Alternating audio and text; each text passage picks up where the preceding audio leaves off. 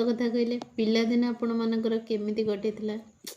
ମୁଁ ତ ପୁରା ଜିଦ୍ଦି ଥିଲି, ମାନେ ଜିଦ୍ଦି ମାନେ ଏତେ ଜିଦ୍ଦି, ଏଇନେ ମୋର ଏଇଟା ଦରକାର ମାନେ ଦରକାର। ଯଦି ମୋତେ ସେଇଟା ନ ମିଳିଲା ତାହେଲେ ମୁଁ ଏମିତି ରଡ଼ି ଛାଡ଼ିକି କାନ୍ଦେ, ମାନେ ମୋତେ ଦବା ଯାଇ ବାଟ ପାଆନ୍ତିନି।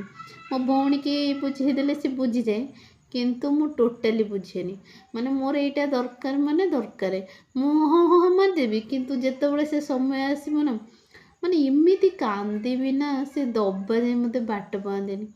ସତରେ କୁଆଡ଼େ ଗଲା ସେ ଜିଦି, କୁଆଡ଼େ ଗଲା ସେ ଦିନ। ମାନେ ମୁଁ ଛୋଟ ଛୋଟ ଜିନିଷରେ ବି ଆଡ଼ଜଷ୍ଟମେଣ୍ଟ କରିପାରୁନଥିଲି।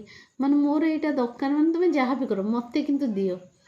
ମାନେ ମୁଁ ତ କାନ୍ଦିବି ଏମିତି, ସେ ବାଟ ପାଆନ୍ତିନି ଦେବା ପାଇଁ ଆଉ। କିନ୍ତୁ ସତ କଥା, ବାହାହେଲା ପରେ ବି ଥିଲା ମୋର।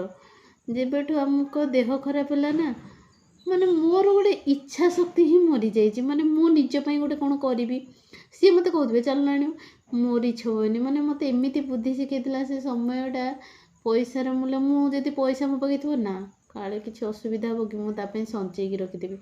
ମୋ ଶାଶୁ ସବୁବେଳେ କହନ୍ତି ସେ ତାର ଏମିତି ବୁଦ୍ଧି କେମିତି ଜାଣି, ସେ ଯେଉଁଠି ହେଲେ ରଖିଥିବ, କାହା ପାଖେ ଥାଉ ନଥାଉ ତା ପାଖରେ କିନ୍ତୁ ପଇସା ଥିବ। କାରଣ ମୁଁ ଜମା ନିଜ ପାଇଁ ହେଲେ ଜମା ବି ଖର୍ଚ୍ଚ କରେନି।